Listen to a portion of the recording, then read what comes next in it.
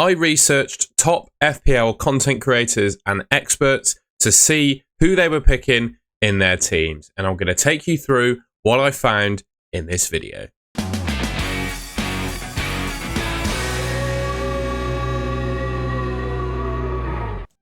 All right then, so starting things off with goalkeepers and defenders then. The most picked goalkeepers was Sanchez and Dubravka.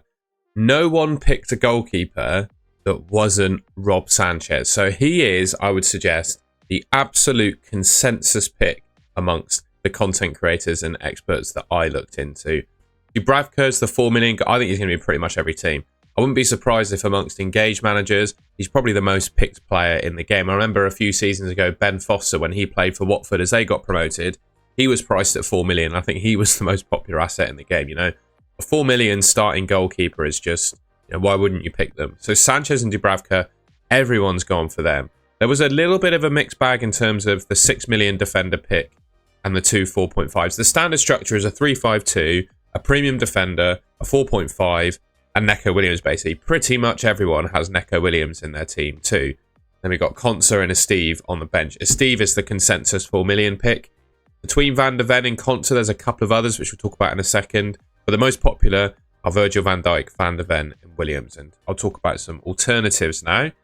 So, like I said, everyone picked Rob Sanchez. So there are no, like, alternative goalkeepers. Although, given that there's only one goalkeeper per team in the Premier League, probably guess who the other goalkeepers you might want to pick are, right? You got Kelleher, Verbruggen. You go up a little bit, someone like Raya, but the consensus is obviously Sanchez.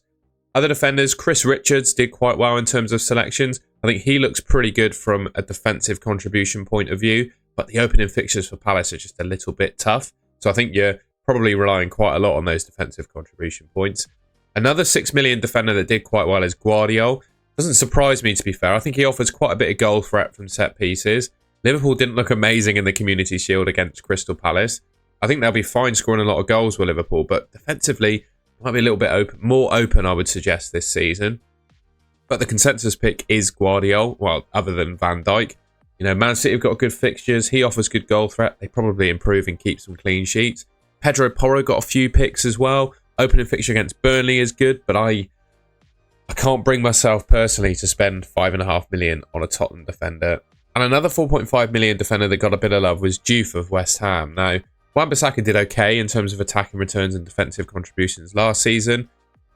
But Diouf actually, I think he's going to be more attacking than Wan-Bissaka. I think he's going to play pretty much every game. And defensive contribution-wise, I don't think he's going to do too badly. I don't have the graphic here, but FPL Harry, I did it in my draft because I've got Diouf in my team.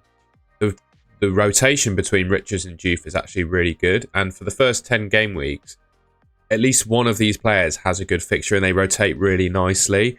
So yeah, Diouf and Richards might be a good double up. But just going back to the defence, the most popular 4.5 million defender against the teams I reviewed, or in the teams I reviewed, Mickey van der Ven.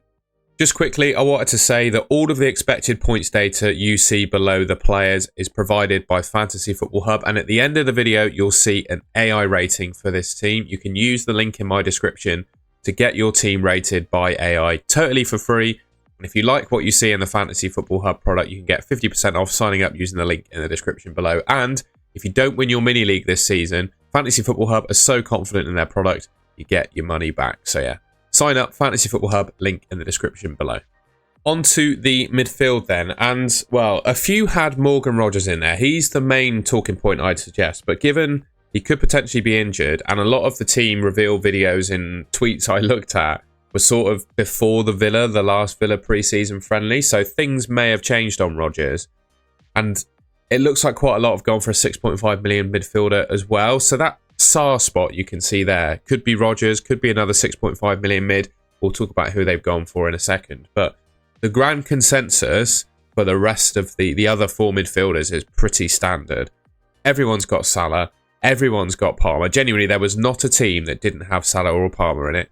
I think 80-85% of the teams I looked into had Bruno Fernandes, and they pretty much all had Elliot Anderson as well. So those four midfielders are a consensus pick pretty much across everyone. And it was just that fifth midfield spot if people were playing a 3-5-2. Some played a slightly different formation. Some played a 4-5-1. Some played a 3-4-3.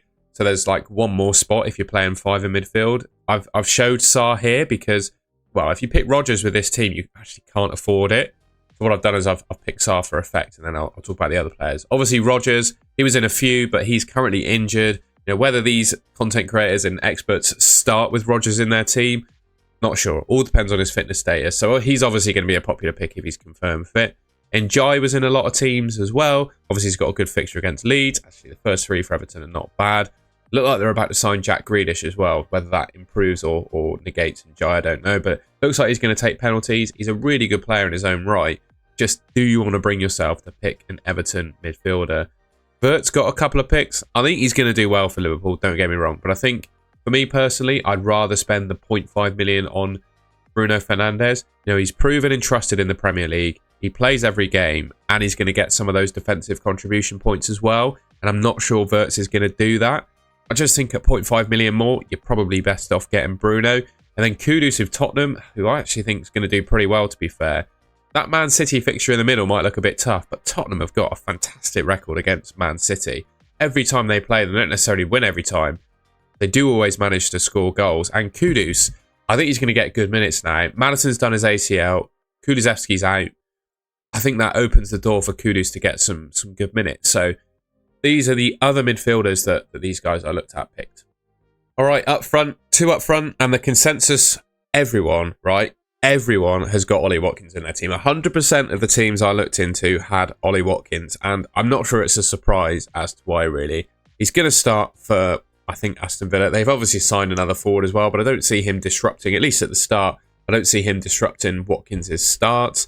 He guarantees you sort of 15 to 20 Premier League goals every season, sort of consistently.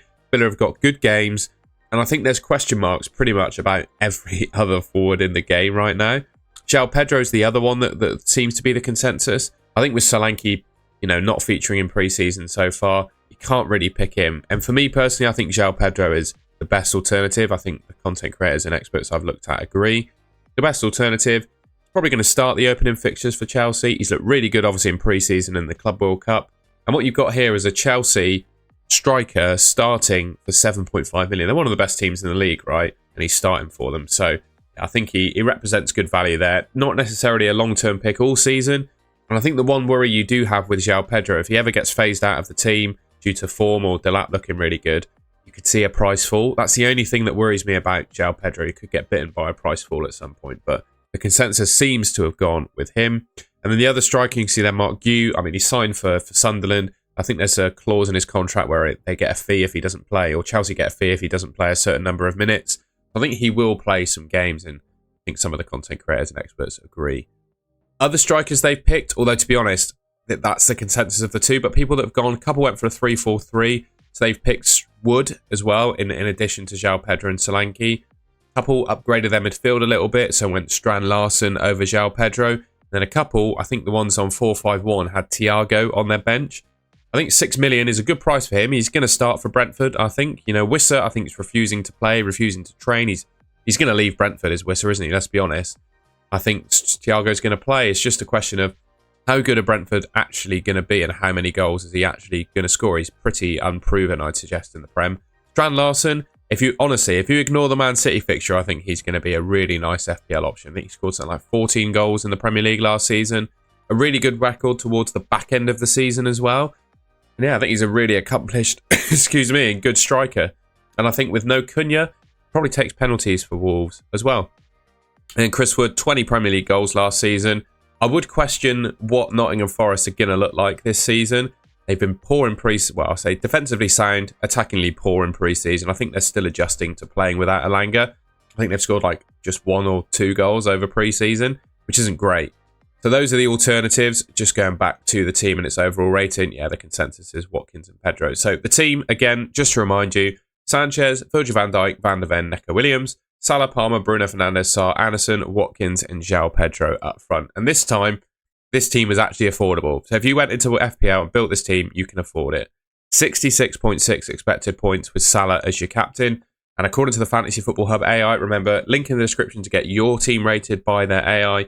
96% AI rating, which is actually better than the draft I showed you yesterday. So yeah, honestly, if you went with my team or something similar to my team or this team, you're going to do absolutely fine, right? You pick a team like this, I don't think you have to worry too much. You've got all sort of bases covered, all of the big hitters, some of the nice defensive contribution points players as well. Pick this team, I think it'll do you really nicely. All right, well, that's the end of the video. I hope you enjoyed that and found it useful. We're sort of winding down now in terms of content, well, at least until Game Week 1 starts. So I'll have probably one more team reveal come out this week, and then we'll be live for the FPL deadline on Friday, which I am.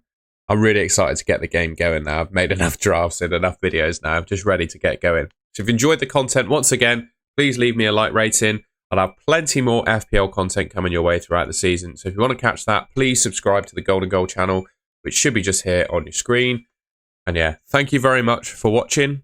I'll catch you in my next video.